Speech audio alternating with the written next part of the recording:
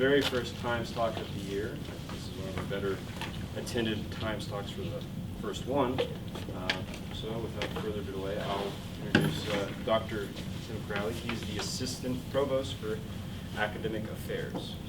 Thank you. Thank you, everybody. First question is, who knows what a provost is? Anybody? It's a non-teaching teacher. Right, it's an administrator, it's the chief academic officer of the university, so it's really the number 2 person in the university below the president. The provost has responsibilities for all the teaching and learning, a lot of student success stuff that goes on, a lot of units like this library report to the provost. I'm the associate provost, so that means I help the provost with a lot of projects. And one of the projects we work on with Tammy Lynn, who is a faculty member who is scheduled to give this presentation and filling in for her, is a committee of faculty and staff that's the Experiential Learning Committee. And so that's the topic I want to talk about today. Timing-wise, it times up really nicely with next week, which is Experiential Learning Week, which is a colorful handout that just went out. One of the things I want to talk about and go over with you all, next week we're going to have a variety of things going on throughout the week for faculty, staff, and students to learn more about experiential learning. Maybe just get a sense of the group. How many of you know what experiential learning is? Anybody ever heard of that word before? A few of you in the back there, okay. It's really a broad term, and what we want to talk about today is just talk about what that definition is, talk about a learning theory by a guy named Kolb. That's very crucial to this model. Any of you guys education students? Okay, so you'll know when I'm talking about learning theory, maybe some references in there. Experiential learning, how we do it here at Fort Hays. We have invested quite a lot of resources over time. It's not a new thing at Fort Hays. We do a lot of this stuff really in a variety of areas. First area I'm going to talk about are internships, which are very important to learning. We also do things like study abroad, undergraduate research, and a few other service learning is another key area where experiential learning comes into play.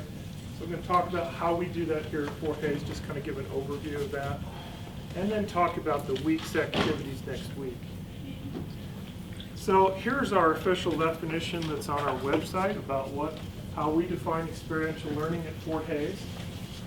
So I probably should have just highlighted a few things, but it's a supervised learning experience in a structured setting that links academia with outside organizations, business, nonprofit organizations, co-curricular organizations, other things in the community. It provides the opportunity to pursue your interest in your major with experiences, doing what you're studying, right? Because most people, if you're at all like me, I learn the best and the deepest when I do something, right? Rather than, I'm probably giving you the worst example of the way to learn, right? Right here, right? A PowerPoint in front of students. The joke is, you can't have learning without a PowerPoint, right? There's other ways to learn that we know, and doing it is one of the best ways that a lot of people learn really well. And they learn the deepest. You learn how to do things the best by actually physically doing it.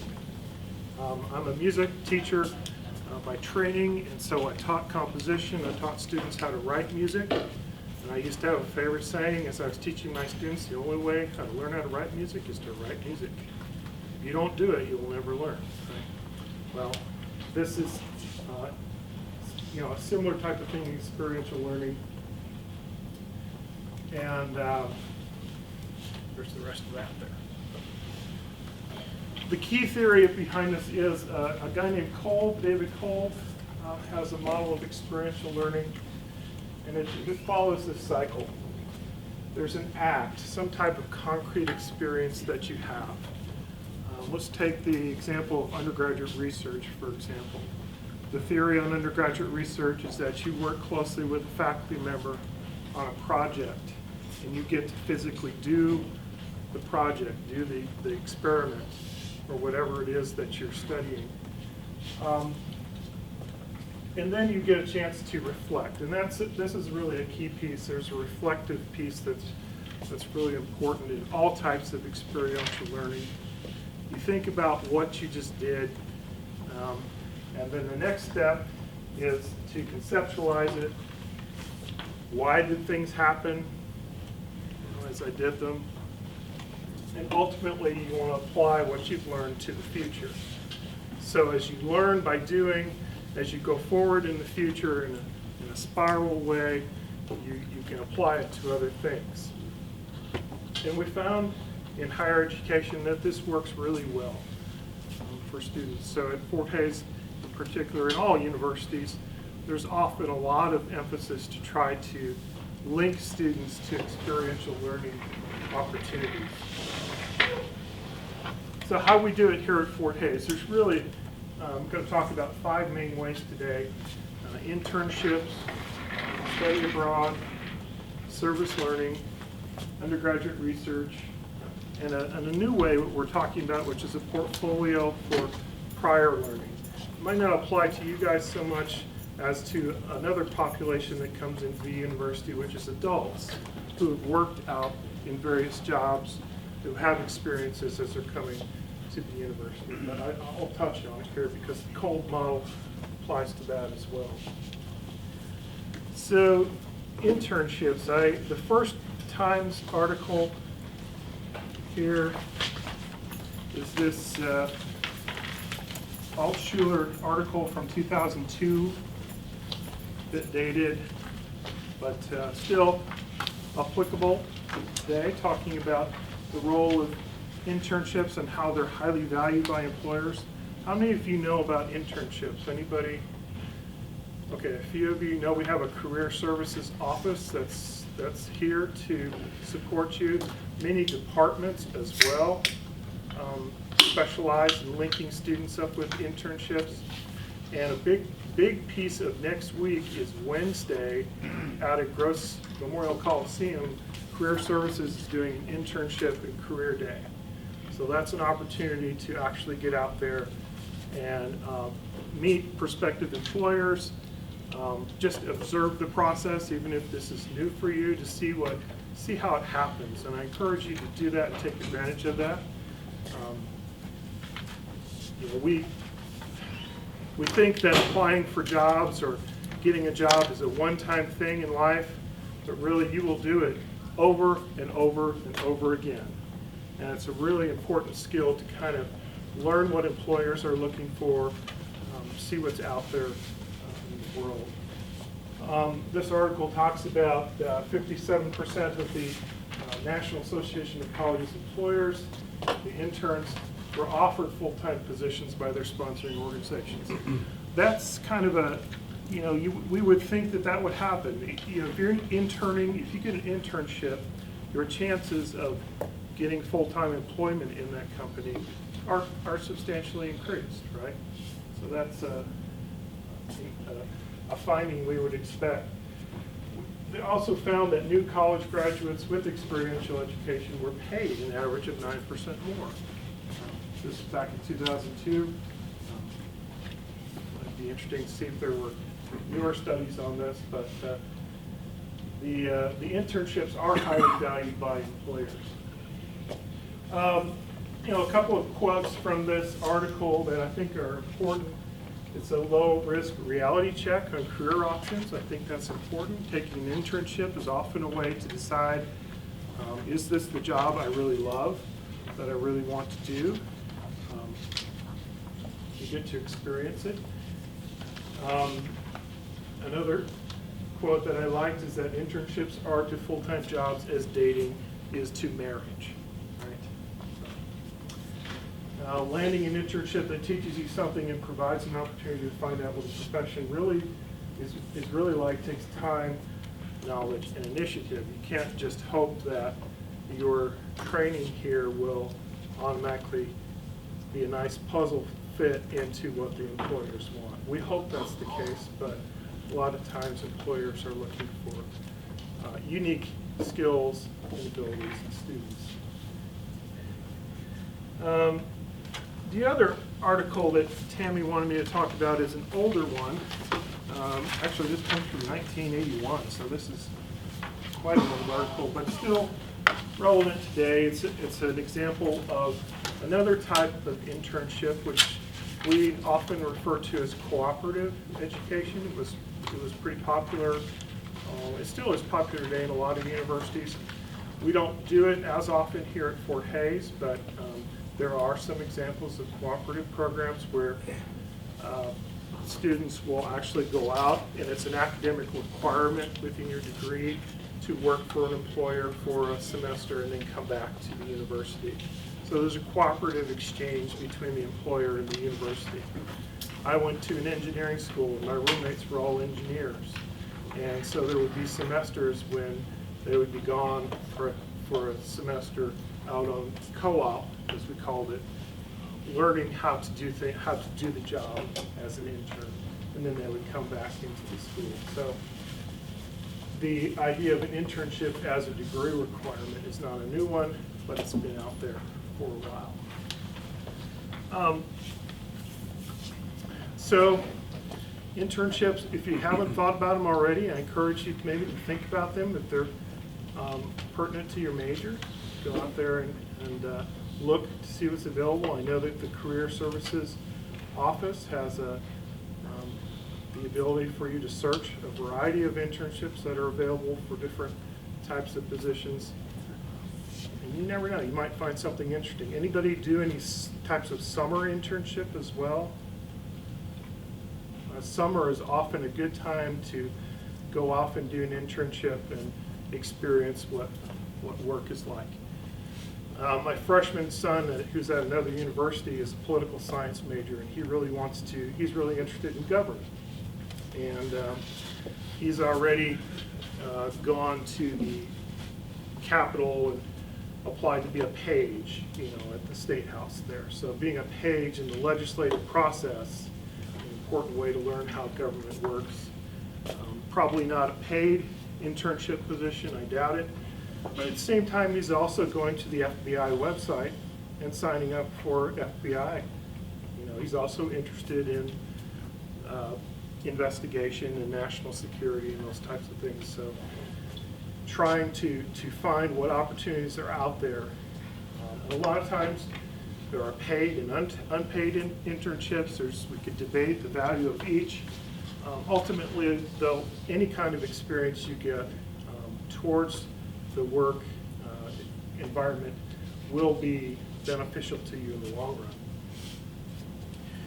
The second area of experiential learning that I had the privilege to lead really kind of on this campus for about 10 years is this area of study abroad. And study abroad is a way to learn quickly how much you don't really know, right? To immerse yourself into a foreign culture, to have an experience where you don't speak the local language. It's lots of opportunities there. A lot of these benefits aren't really quantifiable, maybe, but I've never met a single student who went off on a study abroad experience who said that the experience didn't change them in some way. Broaden their perspective, open their eyes. A lot of students from Hays I know had never been on a plane before, right? An airplane before, so just the simple act of flying out of the country on an international flight is an experience that you can learn a lot from. And this is a great place we have great faculty who work in this area, study abroad, designing experiences for students, whether they be spring break trips that are short or summer experiences that are a little longer, that allow you to go abroad, have the experience, return and reflect about it, and use that to grow and learn. You know, we worked for a long time to design short-term opportunities in departments that would, you know, the downside of study abroad is that there is a bit of cost to it, just mainly the international flight getting over there is not an inexpensive experience. So trying to get things in the $2,500 to $3,000 range for students at Fort Hays was always a goal for those experiences. Our international services offices, which is over in Sheridan Hall on the second floor, assists with a lot of these opportunities. The departments are mostly doing the shorter term things, but you know, if you want to go further and go for a semester or a year abroad, the International Student Services Office can assist you with that. There's a variety of programs like the ISEP program. That's an exchange program where a student from Fort Hays goes to a university abroad and that person comes here. And a lot of times those can be done at the same price you would pay for tuition here at Fort Hays. Service learning. So we have been doing over, I'd say past decade or so, service learning has been an important topic of discussion. A lot of faculty members have been creating courses that integrate a service learning component. In the Provost office, we run a grants program to try to encourage faculty to develop courses that involve a service learning component. You know, I don't know if you all remember the rain barrel projects over the years that came out of the Department of Agriculture, or some of the other projects that have come about. Those are examples of courses where students go out to the community, actually do something, a service project that's integrated in the course and then gets reflected upon. Service learning's been around for a long time, and you know, it's up to the creativity of the professor to really design those experiences, and we've had some really neat ones over the years here at Fort Hays. Yeah, and so there's a website you can go to and learn more about it, and several departments offer service learning types of courses. One of the things we want to do in our university is start to have conversations about designating courses for various types of experiential learning. Right now, as you sign up for courses, you know, students probably have no way of knowing whether something will be an undergraduate research course or a service learning course or a study abroad course, other than having prior knowledge about the course. So as we get ready to roll out our new, I don't know if you've heard the term Workday, but that's going to be our new student system for signing up for classes. One of the things we're talking about is the ability to tag courses with various designations. So, undergraduate research is another area. This has really grown over the years as well. There's about 1,000 students at Fort Hays that engage in some type of undergraduate research experience project. Working with faculty closely in their field to do a scholarly project with the goal of developing something that's generalizable or peer reviewed. Many faculty and departments offer these opportunities. It's not just the sciences. You know, when we say research, we mean the broad spectrum of scholarly activities. So, you know, it means creative activities in the arts. It means writing and the humanities and all forms of scholarly activities. We have an office that's housed in Picken Hall in the graduate school. Leslie Page is the director of the Undergraduate Research Experience, and her job is really to offer grants to faculty members to propose activities for the coming year for undergraduate research. College of Education, I know, also is engaged in this. They designate courses that that are involved in undergraduate research too. So. Probably the latest thing that the university is working with in terms of experiential learning is a portfolio for prior learning. As I mentioned, a lot of adults come to Fort Hays, especially through our virtual college, from the work world and are looking for academic credit. They may be coming from the military. They may be coming from other types of employment where their life experiences don't necessarily translate into academic credit, but they want to pursue a degree. And so we've created an opportunity through a portfolio creation method that uses this Kolb's model to evaluate the experience and their reflection for their to match that their learning matches the learning outcomes for the course. So we do have a course that's a prior learning credit course, and we have hired a new person, a coordinator, Dr. Porter, to manage that process for this. I want to just mention the next week's activities and point out a few things here for students. We're having a campus and community fair on Monday between 11 and 1:30. So this will be a place where the various offices across campus will have booths, and you can go and talk to them about the types of experiential learning they offer. Career services will be there, undergraduate research, study abroad, all these types of activities, and various departments that offer experiential learning opportunities. Our keynote speakers are two faculty members from Washburn University. We've looked at Washburn really as a model. I don't know if you've ever seen the Washburn transformational experience, but their attempt to do experiential learning, they do it really well. So we've invited them to be our keynote speakers for a luncheon. The lunch is free to anyone who's at the fair, so it'll just be, the fair I think is in it's in the black and gold room, and then the lunch is over in the ballroom, so just the two rooms next to each other there. On Tuesday, for students, there's this Quest leadership program at 6. There will be an opportunity for students to see their place in the larger context of their organizations and community. It'll be an interesting opportunity for students to learn about opportunities around the area here where experiential learning could come into play. The big event then is Wednesday with the internship fair.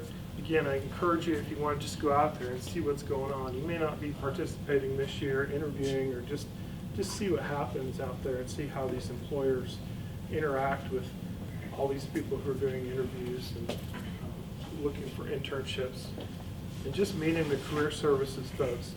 We have a new career services director. Actually, she's been an employee at Fort Hays for a long time, but she's the new director of that office, Karen McCulloch. A lot of energy.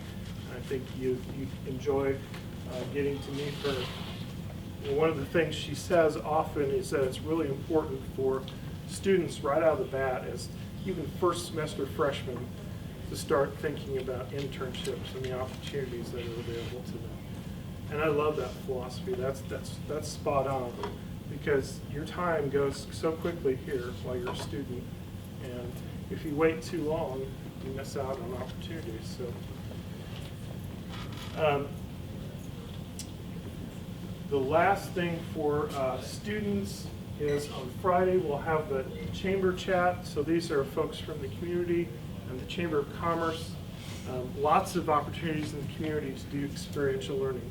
We've got a lot of wonderful partners in the Hays community who are looking for students to do, whether they be internships or service learning work, that types of thing. So it'd be a good opportunity. That's 9 o'clock in the Sunset Lounge Beach. And I think that's all I have for you. So, if any questions, I don't know how long this is supposed to usually go.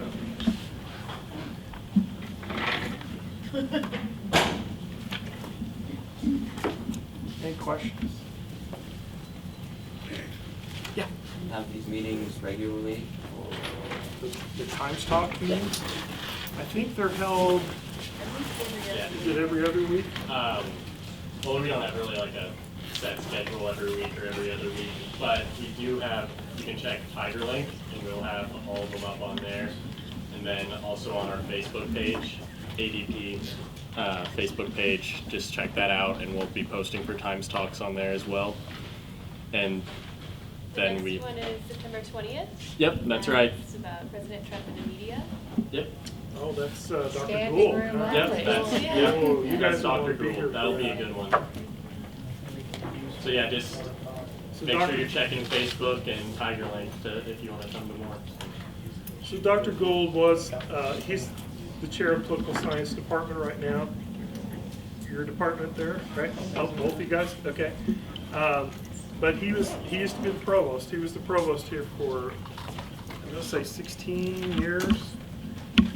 So the guy knows a lot about Fort Hays and also, I'm sure he'll give an entertaining presentation on that topic as well. Yes. Is there a list of like what employers are going to be at the career internship fair? That is an excellent question. I can try and look for it for you, Okay. but I think probably what we're going to have to do is call career services, and there might be a link somewhere that they do on that Tiger Daily thing, but I'll have to. That's a good question. I'll try to find out the answer to you there. Okay, thanks. We can get that into the student announcement that comes Yeah. out every day Yeah, ahead of time. that would be good.